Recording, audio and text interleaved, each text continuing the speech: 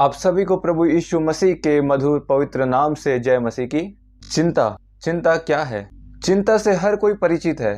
यह सचमुच एक बड़ी समस्या है जिससे बहुत सारे लोग प्रभावित हैं। फिर भी जैसा कि यह प्रचलित है, चिंता सबसे हानिकारक चीजों में से एक है जिसे हम कर सकते हैं। चिंता एक झूलने वाली कुर्सी की तरह है जो आपको कुछ करने को तो देगी लेकिन आपको कहीं नहीं पहुंचाएगी। चिंता लकड़ी के घोड़े पर सवार होकर तेजी से भाग जाना है। मसीहियों को चिंता की समस्या के बारे में क्या करना चाहिए, इसके बारे में हम क्या कर सकते हैं? शायद पहले समस्या को समझने का प्रयास करेंगे। चिंता क्या है? उन चीजों के बारे में सोचना और चिंतित होना जो भविष्य में हो सकती है, जिनके बारे में हम निश्चित रूप से नहीं जानते हैं। यह मानसिक अशांति और बेचैनी की विशेषता है। यह हल्का या गंभीर हो सकता है। इसका मुख्य संबंध इस बात से है कि भविष्य में क्या हो सकता है, चाहे वो जल्द ही हो या बहुत समय बाद। चिंता का कारण या वजह क्या है? चिंता तब होती है जब हम उन चीजों के बारे में डर या चिंता महसूस करते हैं जो हमें नुकसान पहुंचा सकती है। ये वास्तविक हो सकती है, जैसे चोट लगना या बीमार होना, या सिर्फ ऐसी चीज हो सकती है जिसकी हम कल्पना कर सकते हैं। जब हम चिंतित महसूस करते हैं तब हमें ऐसा लग सकता है कि हम पर्याप्त रूप से सुरक्षित नहीं या संरक्षित नहीं हैं। हमें यह भी महसूस हो सकता है कि हम बुरी चीजों को रोकने के लिए कुछ नहीं कर सकते और हमारी मदद करने के लिए कोई नहीं होगा। कभी कभी जिन चीजों से हम डरते हैं वे वास्तविक नहीं हैं, फिर भी वे वास्तव में हमें चिंतित महसूस करा सकते हैं। चिंता भय का एक रूप है और इसे इसी रूप में पहचाना जाना चाहिए। समस्या के समझ के साथ हम इसके करीब हैं। मेरे प्रियो, हम समस्या पर काबू कैसे पाएं? परमेश्वर पर भरोसा रखने के द्वारा। किसी समस्या को दूर करने का सबसे अच्छा तरीका यह है कि समस्या को कुछ समय के लिए दूर करने की कोशिश को छोड़कर यह पता लगाए कि ऐसा क्यों हो रहा है और उसे ठीक करें। मसीहियों के बारे में असुरक्षा, असहाय और अलगाव के बारे में क्या सच्चाई है? हालांकि मसीह लोग असुरक्षित महसूस कर सकते हैं, वास्तविकता यह है कि वे बहुत सुरक्षित हैं। नीतिवचन 3:21-26 कुछ इस प्रकार कहता है, हे मेरे पुत्र, ये बातें तेरी दृष्टि की ओट में ना होने पाए। खरी बुद्धि और विवेक की रक्षा कर, तब इससे तुझे जीवन मिलेगा और ये तेरे गले का हार बनेंगे। तब तू अपने मार्ग में निडर चलेगा और तेरे पाँव में ठेस ना लगेंगे। जब तू लेटेगा तब भय न खाएगा, जब तू लेटेगा तब सुख की नींद आएगी। अचानक आने वाले भय से ना डरना, और जब दुष्टों पर विपत्ति आ पड़े तब ना घबराना, क्योंकि यहोवा तुझे सहारा दिया करेगा और तेरे पाँव को फंदे में फंसने ना देगा। इसलिए आइए प्रभु के प्रिय लोगों, हम अनुग्रह के सिंहासन के करीब हियाव बांध कर चले कि हम पर दया हो और वह अनुग्रह पाए जो आवश्यकता के समय हमारी सहायता करे। हालांकि मसीह लोग असहाय महसूस कर सकते हैं, लेकिन वास्तविकता यह है कि उनके पास बहुत मदद है। रोमियो 8:31 कहता है, अतः हम इन बातों के विषय में क्या कहें? यदि परमेश्वर हमारी ओर है तो हमारा विरोधी कौन हो सकता है? भजन संहिता 27:5, क्योंकि वह तो मुझे विपत्ति के दिन अपने मंडप में छुपा रखेगा, अपने तंबू के गुप्त स्थान में वह मुझे छिपा लेगा और चट्टान पर चढ़ाएगा। हालांकि मसीही लोग अकेला महसूस कर सकते हैं, लेकिन वास्तविकता यह है कि परमेश्वर हमेशा उनके साथ है। भजन संहिता 23:4, क्योंकि यदि मैं घोर अंधकार से भरी हुई तराई में होकर चलूं तो भी हानि से ना डरूंगा, क्योंकि तू मेरे साथ रहता है। इब्रानियों 13:5-6 में परमेश्वर हमसे इस प्रकार कहते हैं, मैं तुझे कभी ना छोड़ूंगा और कभी ना त्यागूंगा। इसलिए हम निडर होकर कहते हैं, प्रभु हमारा सहायक है, मैं ना डरूंगा। मनुष्य मेरा क्या कर सकता है? जब हम डरे हुए या चिंतित हो तो बेहतर महसूस करने के लिए हम परमेश्वर पर भरोसा कर सकते हैं और विश्वास कर सकते हैं कि चाहे कुछ भी हो जाए वह हमारा ख्याल रखेगा। यशायाह 40:31, जो यहोवा की बाट जोहते हैं वे नया बल प्राप्त करते जाएंगे, वे उकाबों के समान उड़ेंगे, वे दौड़ेंगे और श्रमित ना होंगे, चलेंगे और थकित ना होंगे।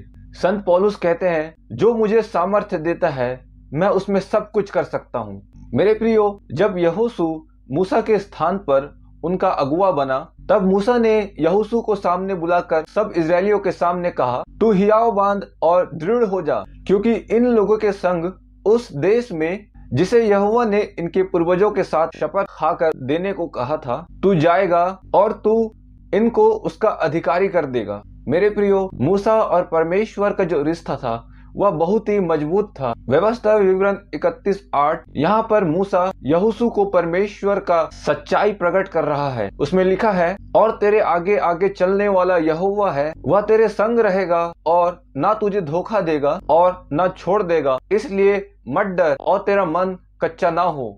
मेरे परमेश्वर के प्रिय लोगों, जितना अधिक हम परमेश्वर के बारे में सीखते हैं उतना ही अधिक हम उसकी असीम शांति के बारे में जानने पाते हैं। इसलिए पतरस अपने पहली पत्री में 5:6 में कहते हैं, इसलिए परमेश्वर के बलवंत हाथ के नीचे दीनता से रहो, जिससे वह तुम्हें उचित समय पर बढ़ाए। मसीहियों के लिए परमेश्वर से निवेदन करने के लिए प्रार्थना का रास्ता खुला है। प्रियो, संत पतरस कहते हैं, यदि हम उसकी इच्छा के अनुसार कुछ मांगते हैं तो वह हमारी सुनता है। परमेश्वर ने उन लोगों को मन की शांति देने का वादा किया है जो अपनी सारी चिंताओं को उसे सौंपने के इच्छुक हैं। मेरे प्रियो, जब प्रभु यीशु मसीह की दुख उठाने की घड़ी करीब आ गई थी, तब प्रभु यीशु मसीह अपने चेलों को अपने बारे में खुल के कहते हैं, और जब उनके चेले उनके मुंह से ये सब बातें सुनते हैं तो वे बहुत ही निराश हो जाते हैं।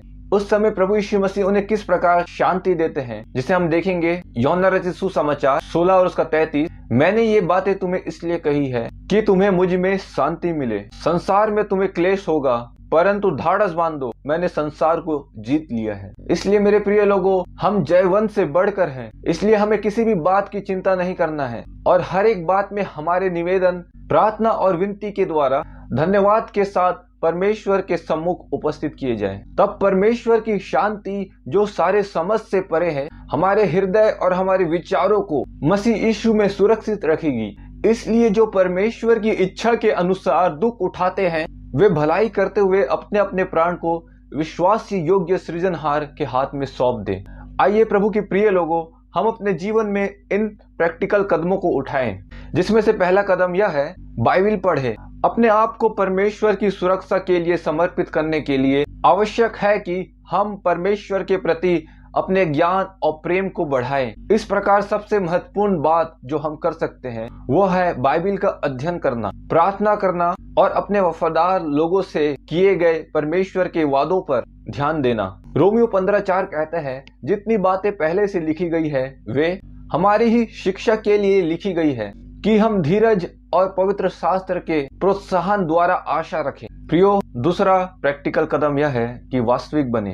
Be realistic. मन की शांति सभी समस्याओं को हल करने, सभी गलतियों को सुधारने, सभी खामियों को दूर करने या हम जो चाहते हैं उसे प्राप्त करने पर निर्भर नहीं करती।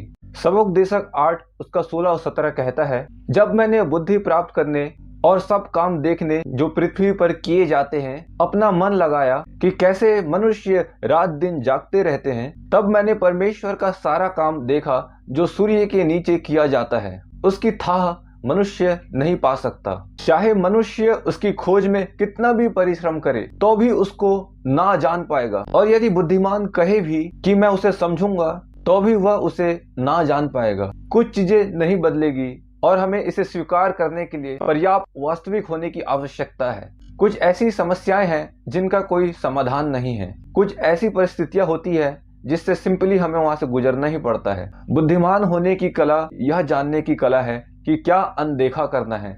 नीतिवचन 19:11 में लिखा है, जो मनुष्य बुद्धि से चलता है वह विलंब से क्रोध करता है और अपराध को भूलना उसको शोभा देता है। हमारी अपनी सीमाओं का वास्तविक ज्ञान हमें सुख और शांति में रहने के लिए प्रेरित करना चाहिए। काम को पूरा करने के महान कला के अलावा काम को अधूरा छोड़ने की भी महान कला है। लिंग जुतांग, जो कि एक चाइनीज इन्वेंटर फिलोसोफर है, वो कहते हैं कि जीवन का ज्ञान गैर जरूरी चीजों को खत्म करने में है। हमें कुछ समस्याओं को छोड़ना सीखना चाहिए और प्रभु को उनका इंचार्ज बनने देना चाहिए। पहला पतरस 5:7 कहता है, अपनी सारी चिंता उस पर डाल दो क्योंकि उसको तुम्हारा ध्यान है। नीतिवचन 3:5 और 6 कहता है, तू अपनी समझ का सहारा ना लेना वरन संपूर्ण मन से यहोवा पर भरोसा रखना, उसी को स्मरण करके सब काम करना, तब वह तेरे लिए सीधा मार्ग निकालेगा। मेरे प्रियो, तीसरा प्रैक्टिकल कदम यह है कि लचीले बने। परिवर्तन एक ऐसी चीज है जो हमेशा घटित होगी और हमें इसके साथ आगे बढ़ने और समायोजित होने में सक्षम होने की आवश्यकता है। फिलिपियो 4 उसके 11-12 में पौलुस कहते हैं, यह नहीं कि मैं अपनी घटी के कारण यह कहता हूँ, क्योंकि मैंने यह सीखा है कि जिस दशा में रहूं उसी में संतोष करूं। मैं दीन होना भी जानता हूँ और बढ़ना भी जानता हूँ। हर एक बात में और सब दशाओं में तृप्त होना, भूखा रहना और बढ़ना घटना सीखा है। तनाव में यदि हम झुक नहीं सकते तो निश्चित रूप से हम टूट जाएंगे। हमारा विश्वास उस पर होना चाहिए जो बदलता नहीं। ऐसे कुछ बदलाव है जिनका हमें बिना समझौता किए विरोध करना चाहिए। बुद्धि हमें बता सकती है कि कब बदलना है और कब अपना रुख बनाए रखना है। उन चीजों पर ज्यादा ध्यान दे जो अधिक महत्वपूर्ण है और उपयोगी है, और उन चीजों के बारे में बहुत अधिक चिंता ना करने का प्रयास करें जो वास्तव में मायने नहीं रखती। चिंताएं अच्छी और बुरी दोनों हो सकती है। बाइबल में हमें दोनों एग्जाम्पल देखने को मिल जाते हैं। पहले हम अच्छी चिंताओं की ओर नजर मारते हैं। पहला कुरिन्थी 12:25, उसमें संत पौलुस चर्च की यूनिटी के बारे में बातें करते हैं। वो चाहते हैं कि चर्च में एकता बनी रहे ताकि देह में फूट ना पड़े, परंतु अंग एक दूसरे की बराबर चिंता करें। दूसरा कुरिन्थियों 11:28, और अन्य बातों को छोड़कर जिनका वर्णन मैं नहीं करता, सब कलीसियाओं की चिंता प्रतिदिन मुझे दबाती है। प्रियो, किस प्रकार चर्च की समस्याएं पौलुस को चिंतित कर रही थी।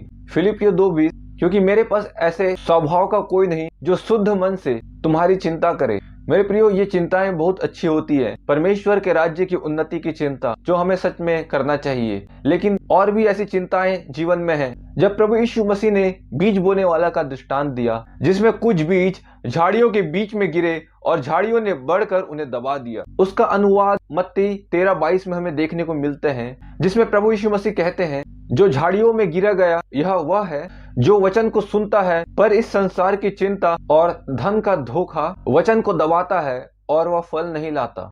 इसलिए संत पौलुस कहते हैं, किसी भी बात की चिंता ना करो, परंतु हर एक बात में तुम्हारे निवेदन, प्रार्थना और विनती के द्वारा धन्यवाद के साथ परमेश्वर के सामने उपस्थित किए जाएं। मेरे प्रियो, अपनी सारी चिंताओं को उस परमेश्वर पर डाल दो जिसको आपका ध्यान है। कभी कभी हम छोटी छोटी चीजों पर बहुत अधिक ध्यान देते हैं जो बहुत महत्वपूर्ण नहीं है, और हम उन चीजों पर ध्यान देना भूल जाते हैं जो वास्तव में मायने रखती है। जब आपका दिमाग कई अलग अलग चीजें करने में व्यस्त रहता है तो उसे उनमें से किसी से भी ज्यादा अच्छी चीजें नहीं मिल पाती। वास्तव में केवल एक ही चीज आवश्यक है। जब प्रभु यीशु मसीह मार्था और मरियम के घर गए, तब मरियम प्रभु यीशु मसीह के चरणों में बैठ गई ताकि वह प्रभु के वचनों पर ध्यान कर सके। लेकिन उसकी बहन मार्था घर के कामों में व्यस्त हो गई और वह प्रेशर में आकर प्रभु से कहती है कि प्रभु, मैं ही अकेले काम कर रही हूँ और मरियम यहाँ आपके सामने बैठ के आपकी बातों को सुन रही है। तो इसके प्रति उत्तर में प्रभु यीशु मसीह क्या जवाब देते हैं जो हमें मिलता है लूका 10 उसका 41 से 42। प्रभु ने उसे उत्तर दिया, मार्था, हे मार्था, तू बहुत बातों की चिंता करती है, तू बहुत बातों के लिए चिंता करती है और घबराती है, परंतु एक बात आवश्यक है और उस उत्तम भाग को मरियम ने चुन लिया है जो उससे छीना ना जाएगा। मेरे प्रियो, प्रभु का वचन ही सबसे उत्तम बात है। मत्ती 6:33-34 कहता है, इसलिए पहले तुम परमेश्वर के राज्य और उसकी धर्म की खोज करो तो ये सब वस्तुएं भी तुम्हें मिल जाएंगी। अतः कल की चिंता ना करो, क्योंकि कल का दिन अपनी चिंता आप कर लेगा। आज के लिए आज ही का दुख काफी है। प्रियो, एक समय में एक दिन को जीना सीखें। आज का उचित उपयोग कल के बारे में चिंता को कम करता है।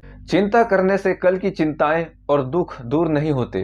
यह आज केवल हमारी ताकत और खुशी को छीन लेता है। चिंता वह ब्याज है जो मुसीबत आने से पहले चुकाया जाता है। जिन चीजों से हम डरते हैं उनमें से ज्यादातर चीजें उतनी डरावनी नहीं होंगी जितना हमने सोचा था। विंस्टन चर्चिल, जो कि यूनाइटेड किंगडम के एक्स प्राइम मिनिस्टर थे, तब उन्होंने अपने मृत्यु शैया पर कहा था कि उन्हें अपने जीवन में बहुत सारी परेशानियों का सामना करना पड़ा, जिनमें से अधिकांश कभी नहीं हुई। चिंता और सिर दर्द में जीवन अस्पष्ट रूप से खत्म हो जाता है और समय कल या आज अपनी कल्पना में आएगा। प्रियो, छठवां प्रैक्टिकल कदम यह है कि व्यस्त रहे। चिंता और आलस्य अक्सर साथ साथ चलते हैं।